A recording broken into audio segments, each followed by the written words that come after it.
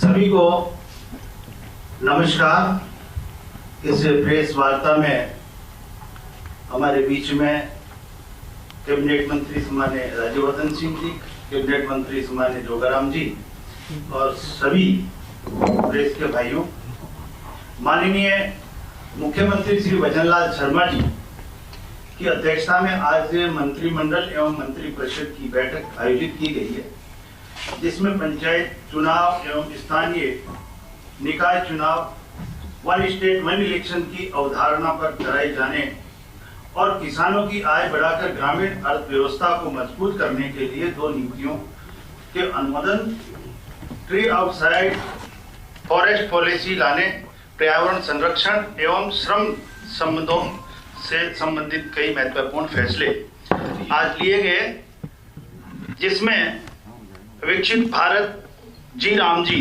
की योजना, मंत्रिमंडल ने प्रदेश के ग्रामीण क्षेत्रों में रोजगार, आजीविका संवर्धन और विकास की दिशा में विकसित भारत गारंटी फॉर रोजगार एंड आजीविका मिशन ग्रामीण योजना प्रारंभ करने की स्वीकृति आज दी गई है। ये योजना विकसित भारत और विकसित राजस्थान की विजन 2047 के अनुरूप ग्रामीण अर्थव्यवस्था को आत्मनिर्भर, समावेशी और दीर्घकालिक रूप प्रदान करेगी। इस योजना के माध्यम से ग्रामीण क्षेत्रों में रोजगार के बेहतर अवसर तो उपलब्ध होंगे, साथ ही जल संरक्षण, अवसंरचना निर्माण और आपदा प्रबंधन के कार्य भी इस योजना से हम करवा सकेंगे। इस योजना में ग्रामीण परिवारों को रोजगार सुरक्षा में वृद्धि करते हुए वित्तीय वर्ष में पहले से अब 125 दिवस रोजगार की वैधानिक गारंटी दी गई है, जो पहले 100 दिन थी। योजना में डिजिटल मॉनिटरिंग को पारदर्शिता एवं जवाबदेही सुनिश्चित की गई है, साथ ही महिला एवं कमजोर वर्गों की भागीदारी को भी इसमें प्रोत्साहित किया गया है। दूसरा एक फैसला और लिया गया है, जिसमें राजस्थान कर्मचारी सरकारी कर्मचारी बीमा नियम 2098 में संशोधन। मंत्रिमंडल ने कर्मचारियों के हित में राजस्थान सरकारी कर्मचारी बीमा नियम 1998 में संशोधन का निर्णय लिया गया है, जो 1 अप्रैल 2026 से प्रभावी होगा। वर्तमान व्यवस्था के अनुसार राज्य कर्मचारी जिस वित्तीय वर्ष से में सेवानिवृत्त होते थे, उस 1 अप्रैल को ही उनकी स्टेट इंश्योरेंस पॉलिसी भुगतान हेतु मैच्योर हो जाती थी, जिसके कारण कर्मचारी सेवानिवृत्ति की वास्तविक तिथि तक बीमा कवरेज से वंचित रह जाते थे। इसलिए इस विसंगति को दूर करते हुए अब सभी राज्य कर्मचारियों को उनकी वास्तविक सेवानिवृत्ति की तिथि तक निरंतर बीमा कवरेज उपलब्ध कराया जाएगा। नियम संशोधनों के तहत प्रीमियम अब परिपक्वता तिथि से पूर्ववर्ती फरवरी माह तक के स्थान पर बीमित की मृत्यु तक अथवा सेवानिवृत्ति के ठीक पूर्ववर्ती माह तक प्रत्येक माह देय होगी। साथ ही सेवानिवृत्ति के 3 माह पूर्व तक प्रीमियम कटौती बंद किए जाने का भी विकल्प रखा गया, जिससे अवशेष प्रीमियम को बिना ब्याज के बीमित राशि में से समायोजित किया जाएगा। इस संशोधन से राज्य कर्मचारी और उनकी संपूर्ण सेवा अवधि यानी अधि वार्षिक सेवानिवृत्ति तक निर्बाध बीमा सुरक्षा प्राप्त रहेगी। दूसरा, हमारे मंत्रिमंडल में यह भी सभी को सुनिश्चित किया गया कि मंत्रिमंडल की बैठक में मानसून एवं उससे उत्पन्न परिस्थितियों की विस्तृत समीक्षा की गई, जिससे निर्णय लिया गया कि सभी मंत्री अपने अपने प्रभाव जिलों में जाएंगे। इस दौरान वे विद्युत, पेयजल, सड़क, चिकित्सा तथा आपदा प्रबंधन से जुड़ी हुई सभी व्यवस्थाओं का वो जायजा लेंगे। साथ ही ये सुनिश्चित करेंगे कि भारी वर्षा के कारण आमजन को किसी प्रकार की असुविधा का सामना न करना पड़े। यह आवश्यक जनसेवा निर्भरता रूप में संचालित रहे। तीसरा, कृषि आदान की निर्भरता उपलब्धता। प्रदेश के किसानों का हित सुनिश्चित करने राज्य सरकार की सर्वोच्च प्राथमिकता है। आज मंत्रिमंडल की बैठक में किसानों को उर्वरक, प्रमाणित बीज सहित सभी आवश्यक कृषि आदानों की निर्भरता समयबद्ध एवं पर्याप्त उपलब्धता सुनिश्चित करने को लेकर भी चर्चा आज की गई, जिसमें प्रभारी मंत्रियों अपने अपने प्रवास के दौरान जिले में संबंधित व्यवस्थाओं की समीक्षा करेंगे ताकि किसानों को फसल उत्पादन के प्रत्येक चरण में आवश्यक संसाधन समय पर उपलब्धता हो और कृषि गतिविधियों बिना किसी व्यवस्था के संचालित हो सके। मैं सम्मान्य राज्यवर्धन सिंह जी से कहूंगा, आगे आप। सभी पत्रकार साथियों को भी आज हमारी कैबिनेट मीटिंग थोड़ी लंबी चली, आप सबने इंतजार करा, उसके लिए आप सभी को बहुत बहुत धन्यवाद। आगे के जो निर्णय आज मुख्यमंत्री जी के नेतृत्व में जो कैबिनेट ने लिए, उनमें है Rajasthan agro and food processing नीति 2026। इसके अंदर agro and food processing sector को मजबूत करने के लिए कृषि और संस्करण उद्योगों को प्रोत्साहित करना, ग्रामीण क्षेत्र में उद्यमिता को बढ़ाना और वैल्यू एडिशन करना। हमारे पूरे राजस्थान के अंदर एग्रीकल्चर सेक्टर मजबूत है, लेकिन हम सब जानते हैं कि जो प्रोड्यूस है, उत्पाद है, आवाज नहीं आ रही, उसी माइक से आवाज आएगी यहाँ पे।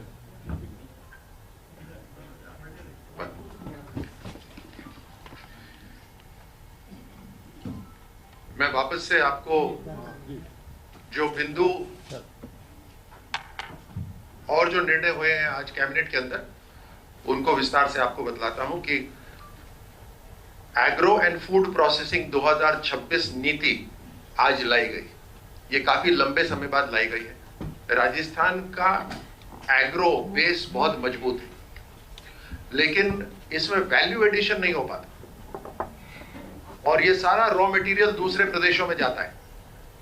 उसी कारण हमारे किसानों को ग्रामीण क्षेत्र में मजबूती देने के लिए ये Rajasthan agro food and processing नीति हम लेकर आए हैं, जिसके अंदर फल सब्जी, मसाला, अनाज, तिलहन, दलहन, औषधीय उत्पाद, लघु वन उपज, शहद, दूध, पशु आहार, इन सभी की इकाइयों को मजबूती मिलेगी। इसके अंदर कोल्ड स्टोरेज भी बनाए जाएंगे और सप्लाई चेन भी स्थापित करी जाएगी। उसी के साथ राजस्थान फूड पार्क विकास नीति 2026 भी लाई गई, जिसके अंदर फूड पार्कों को मजबूती दी जाएगी, उसके लिए भूमि आवंटित की जाएगी और उसका संचालन के अलग अलग श्रेणी बनाई गई है, 4 श्रेणी बनाई गई है। उसका मुख्य उद्देश्य यह है कि खेत से उपभोक्ता तक खाद्य उत्पादों के संरक्षण, भंडारण, प्रोसेसिंग और ट्रांसपोर्टेशन, ये सारा का सारा कवर हो जाए और इससे लाभ हमारे किसानों को मिले, किसानों की समितियों को मिले। इसमें 4 वर्गीकरण कर गए हैं, जिसके अंदर पीपीपी मोड भी शामिल है और व्यक्तिगत रूप से कोई लगाना चाहता है तो भी शामिल है, कोई समिति लगाना चाहती है वो भी शामिल है। राजस्थान औद्योगिक संबंध नियम 2026, इसके अंदर मंत्रिमंडल ने श्रम ढांचे को सरल और आधुनिक बनाने के लिए राजस्थान औद्योगिक संबंध नियम 2026 का अनुमोदन किया है। इसके अंतर्गत श्रम संबंधित जो भी विवाद होगा, उसकी शिकायतें पूरी तरह से ऑनलाइन पोर्टल पर ली जाएंगी। साथ ही साथ त्वरित समाधान होगा और वो समय सीमा के अंदर होगा। जो चुनाव होंगे यूनियंस के, वो चुनाव निष्पक्ष हो, इसके लिए गुप्त मतदान अनिवार्य कर दिया गया है। कार्यस्थल पर ही शिकायत का निवारण हो, इस तरह से कदम इसके अंदर लिए गए हैं ताकि इसमें मजबूती हो। ट्री आउटसाइड फॉरेस्ट पॉलिसी को मंजूरी दी गई। प्रधानमंत्री मोदी जी के एक पेड़ मां के नाम से प्रेरणा लेते हुए माननीय भजनलाल जी ने पूरे प्रदेश के अंदर बड़ी संख्या में पेड़ लगे और राजस्थान हरित प्रदेश बने, उसके लिए निर्णय लिया है मिशन हरियालो राजस्थान, जिसमें 5 वर्षों में 50 करोड़ पौधे लगाने का लक्ष्य रखा गया है। 2 वर्षों में करीब 2 करोड़ पौधे, माफ कीजिए, 2 वर्षों में 20 करोड़ पौधे लगा दिए गए हैं और इस मॉनसून सीजन के अंदर 10 करोड़ पौधों का पौधारोपण करा जाएगा। इसमें मंत्रिमंडल ने आज राज्य में ट्री आउटसाइड फॉरेस्ट पॉलिसी को लागू करा है, जिसके अंदर हमारे नदी, नाले, नहरी के जो क्षेत्र हैं, सड़क के दोनों तरफ जो भूमि ऐसी उपलब्ध है जहां ट्री कवर की जरूरत है, इन सब पे वृक्षारोपण करा जाएगा।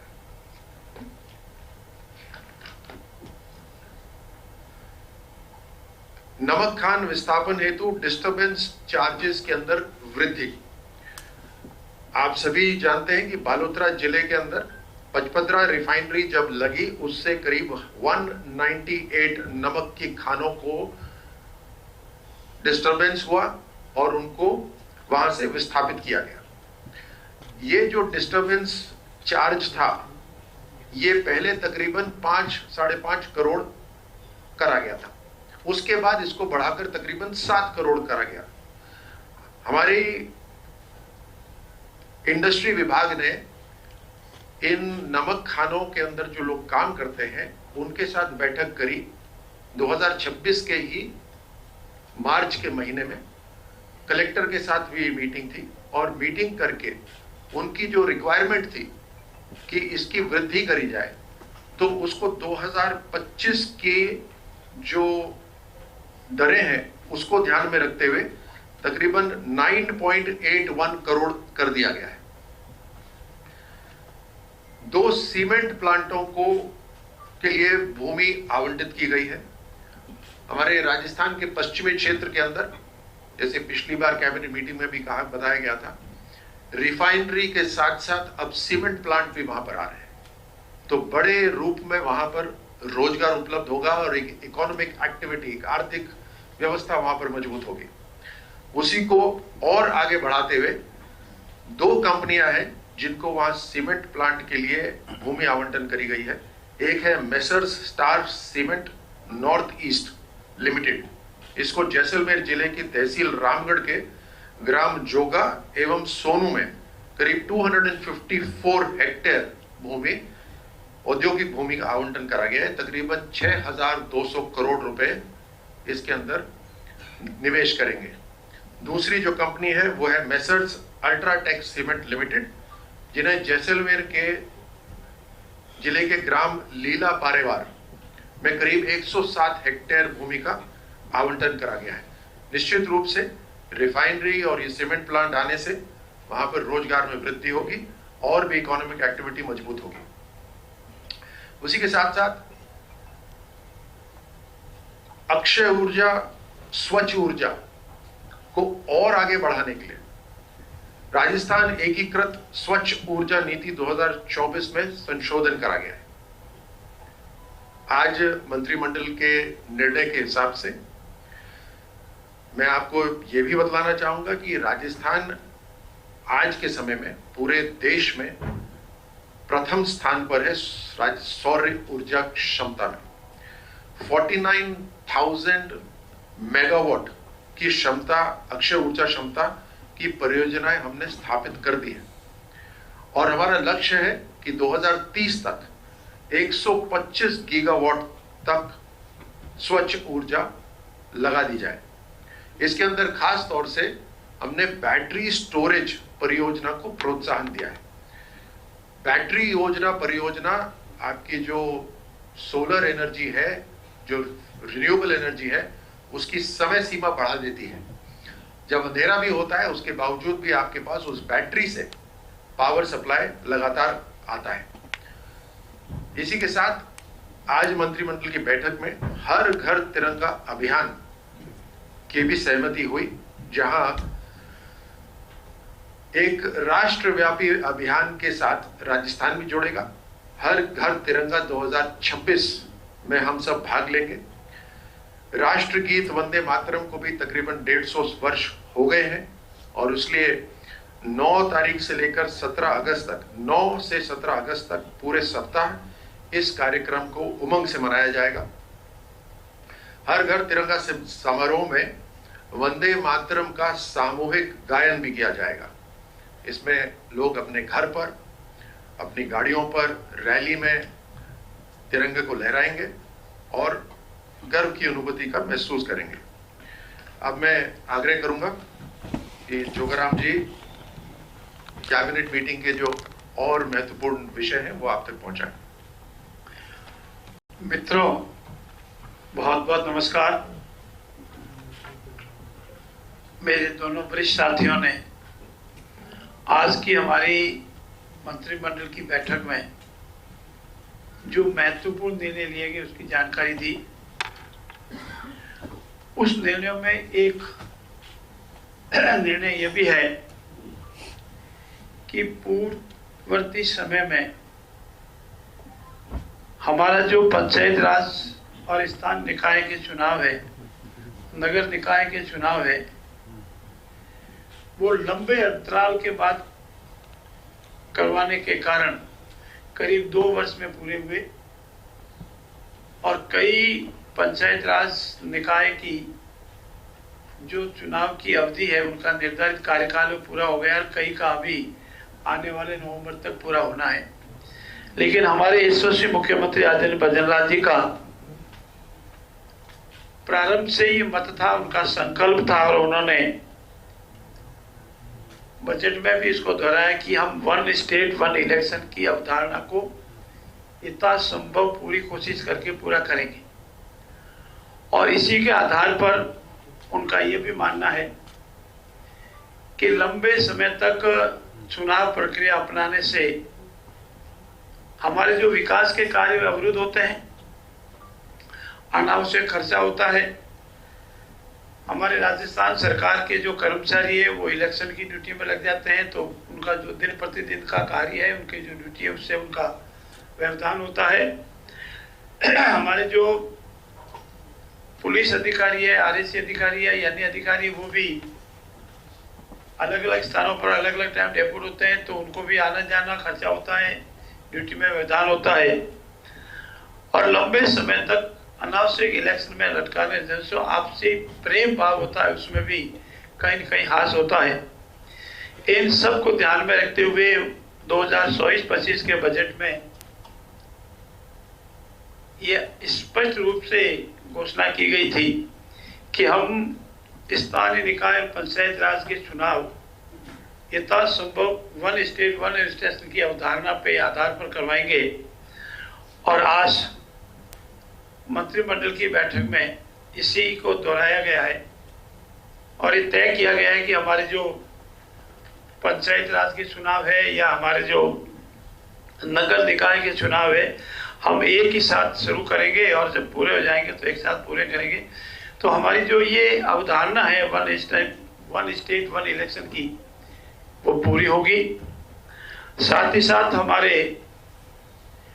ओबीसी कमीशन की रिपोर्ट भी हमारे पास आ गई है।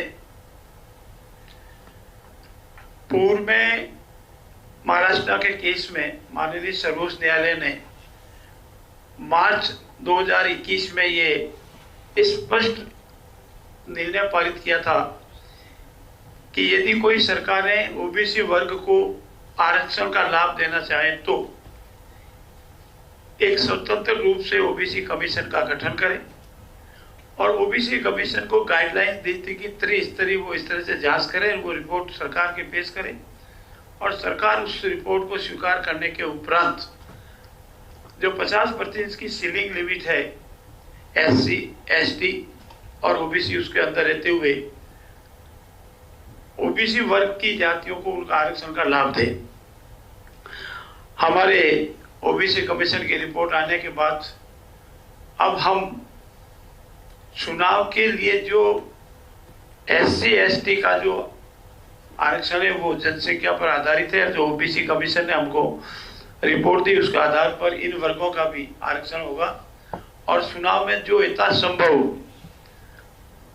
न्यायालय ने जो मत व्यक्त किया है, हमने जो न्यायालय की समझ बात कही उसके अनुसार ही चुनाव होंगे। और नगरीय निकाय, पंचायत राज, SC/ST वर्ग की OBC का आरक्षण के उपरांत एक साथ हम चुनाव की प्रक्रिया प्रारंभ करेंगे और पूर्ण होने के उपरांत जहां तक हमारा संभव है, जो न्यायालय में बताया गया है, उस पूरी करेंगे। तो ये जो हमारी अवधारणा थी, ये उसको पूरी करेंगे। लॉटरी प्रक्रिया शीघ्र ही प्रारंभ हो जाएगी। मित्रों, ये जरूरी भी है, ये स्टेट हमारा है और जितना खर्चा अनावश्यक होता है वो हम सब के ऊपर होता है। और आप सब भी इस बात अवधारणा को मानेंगे कि 1 स्टेट 1 इलेक्शन हमारे देश और हमारे प्रदेश और आम जन के हित में है। और हमारी सरकार जन कल्याणकारी हितों का ध्यान रखती है, जनता के हितों का ध्यान है, इसलिए इसको तय किया गया। आज के मंत्रिमंडल की बैठक में दूसरा महत्वपूर्ण निर्णय, हमारा जो श्रमिक वर्ग है, जो हमारे समाज का बहुत बड़ा वर्ग है, हमारे प्रदेश का बहुत बड़ा वर्ग है, उसके हितों को भी ध्यान में रखता है। और इसीलिए आज हमने मजदूरी संहिता राजस्थान नियम 2026 को मंजूरी दी है। और इसमें विशेषकर मजदूरों के हितों, मजदूरी का निर्धारण, उसका कार्य दिवस के बीच में अंतराल, इन सब का पूरी स्पष्ट रूप से ध्यान रखा जाएगा। और जो हमारे वाणिज्यिक या व्यावसायिक प्रतिष्ठान हैं, उनकी आवश्यकता की भी पूर्ति हो, उनको नुकसान नहीं हो, समय पर उनको लेबर मिले। और इस हेतु सुव्यवस्थित रूप से राज्य मजदूर संहिता का मंजूरी दी गई है। अब मजदूरों को वेतन तय करने के लिए वैज्ञानिक फार्मूला अपनाया जाएगा, कौशल आधारित वर्गीकरण अपनाया जाएगा। इसमें महंगाई भत्ते, उपभोक्ता मूल्य सूचकांक को जोड़कर साल में 2 बार 1 अप्रैल और 1 अक्टूबर को बार बार मजदूरी की दरें संशोधित की जाती रहेगी, अगर आवश्यकता हुई तो, और आवश्यकता नहीं हुई तो यथावत चलती रहेगी। इससे महंगाई के साथ साथ वेतन संतुलन भी बना रहेगा।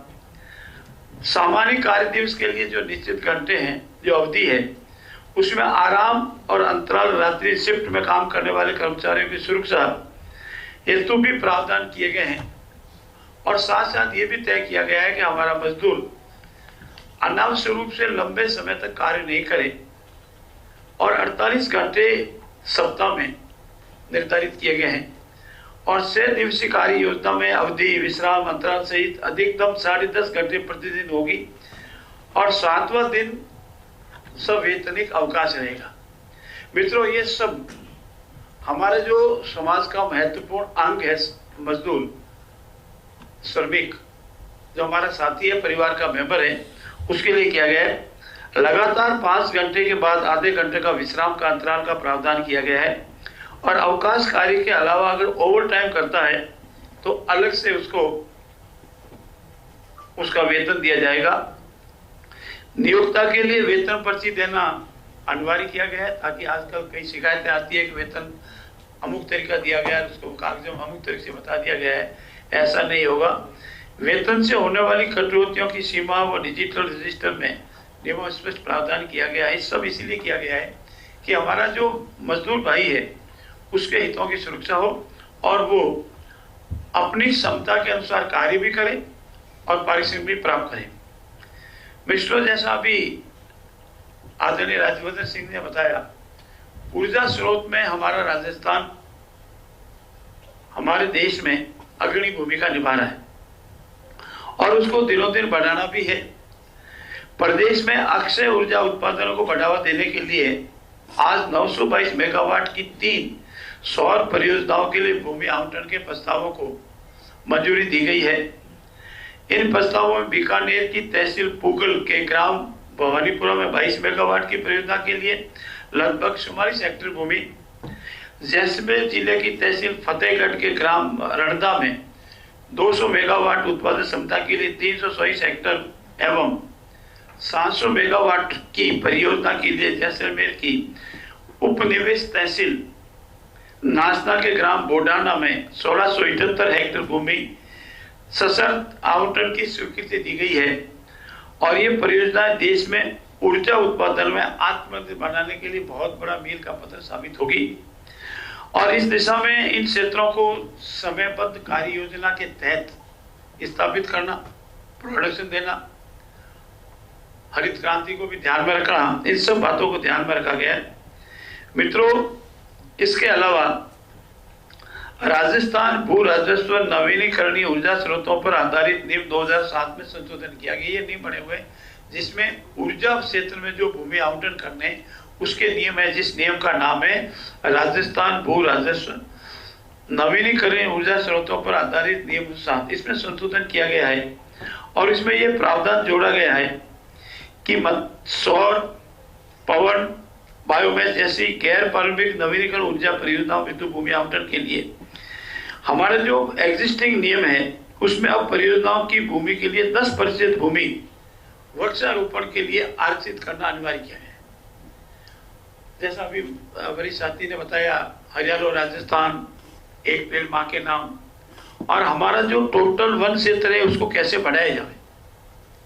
वन भूमि तो वन भूमि होती है, लेकिन इसके अलावा भी हम हरियाली बढ़ा सकते हैं। इसीलिए इन परियोजनाओं के विकासकर्ताओं को इस नियमों में प्रावधान कर दिया गया है ताकि कोई भी आवंटन करनी चाहे भूमि तो 10% भूमि वृक्षारोपण के लिए आरक्षित रखनी उसको जरूरी होगी। और इससे हमारा जो ये अभियान है कि राजस्थान, हरियाणा और राजस्थान बने, उसके तहत पूर्ति होगी। और अब सौर व पवन ऊर्जा संयंत्रों के लिए अब प्रति मेगावाट 2 हेक्टेयर भूमि आवंटित की जा सकेगी। पहले 2.5 हेक्टेयर थी, उल्टा हमने इसको कम किया है। और कम करने के पीछे उद्देश्य यही है कि हमारा हरित क्रांति का जो माननीय प्रधानमंत्री जी का नारा है, उनका जो संकल्प है, उसको हम पूरा करेंगे। और इसी पर हाइब्रिड परियोजना के लिए 2.5 हेक्टेयर प्रति मेगावाट भूमि आवंटित की जाएगी। मित्रों, इसके अलावा विकास एवं पर्यावरण के बीच संतुलन बनाए रखने के लिए इस संशोधन को हमने जरूरी माना है। आने वाले राजस्थान के भविष्य के लिए हमने इसको जरूरी माना है और इसी कारण 2026-27 के बजट में इसकी घोषणा की गई थी, जिसकी हमने इसमें पालना की है। इसके अलावा हमारे आज के कार्यक्रम में जैसा आपके सामने निवेदन किया गया, इन सब कार्यों के पीछे मुख्य उद्देश्य यह है कि समाज का हर वर्ग खुश रहे, उसकी आवश्यकताओं की पूर्ति हो। और इन सब नियमों के आधार पर हरित क्रांति का जो हमारा सपना है उसका पूरा होगा। मैं आप सबको बहुत बहुत धन्यवाद देता हूँ, आपने हमारी बात को सुना। और ये राजस्थान के क्षेत्र में विकास का क्षेत्र हो, हरित क्रांति का क्षेत्र हो, हमारे जो स्थानीय निकाय है की परियोजना हो, जो हमारी स्थानीय सरकार है उसकी अवधारणा के लिए जरूरी हो, इन सब का आज यशस्वी मुख्यमंत्री जी के नेतृत्व में मंत्रिमंडल ने निर्णय लिया है। धन्यवाद। बहुत बहुत धन्यवाद आदरणीय मंत्री जी। अब मैं आप सबसे निवेदन करूंगा कि विषय से संबंधित कोई क्वेश्चन हो तो अपना नाम और कौन से मंत्रीगण से आपको पूछना है। राजवर्धन जी, कृष्ण गोपाल शर्मा, इधर कृष्ण गोपाल शर्मा बोल रहा हूँ, इधर सामने। अभी आपने श्रमिक के लिए नए नियम बनाए हैं, उसको प्रभावी रूप से लागू, श्रमिक जो नियमावली जो पॉलिसी लाए हैं आप श्रमिकों के लिए मजदूरी के लिए, तो उसमें कैसे प्रभावी रूप से लागू होगा। और दूसरा जो ये चाइल्ड लेबर की जो इशू है, इसको कैसे सॉर्ट आउट करेंगे, क्या कोई उसमें प्रोटेक्शन दिया गया? ये जो विभाग इसको देख रहा है वो इसको क्रियान्वित करवाएगा। अभी तो आप सबको इतनी जानकारी हमने दी है कि इसके अंदर संशोधन करे गए हैं। कुछ प्रमुख संशोधन मैंने आपके सामने रखे। सर, ये जो वन स्टेट वन इलेक्शन की दिशा में आपने आज फैसला किया है, तो इसमें जो जनवरी फरवरी तक जिन पालिकाओं के इनका कार्यकाल होगा, तो क्या वो चुनाव भी अभी इसी साथ में होंगे सारे? चुनाव प्रक्रिया से संबंधित सरकार का वर्जन न्यायालय में पेश हो चुका है और उसी के अनुसार चुनाव होगा। और जैसा बताया गया है, नवंबर के 17 नवंबर के आसपास सारे इलेक्शन का प्रोसेस करीब करीब पूरे होने की संभावना है और इसीलिए सब इसमें समाहित है।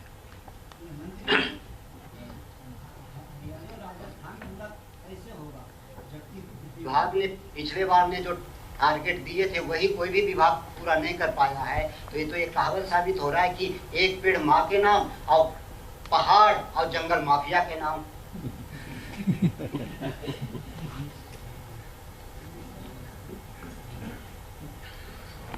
देखिए, पॉलिसी बिल्कुल क्लियर है। अगर हम सीमेंट का प्लांट देते हैं तो उसमें जितनी जमीन दी जाती है उसका 1/3 33% के अंदर केवल पेड़ लगेंगे, और उसको देखा भी जा सकता है। ये जितने सीमेंट प्लांट है, जितनी जमीन दी जा रही है, इसका 33% पे उनको पेड़ लगाने। जो रिन्यूएबल एनर्जी उसके अंदर जितनी जमीन दी जा रही है उसका 10% लगाना है। ये भी देखा जा सकता है, आप उस जाके देख सकते हैं।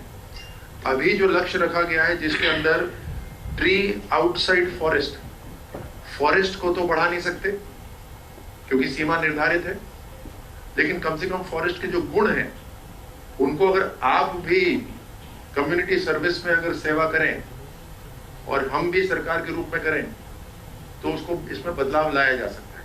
धन्यवाद।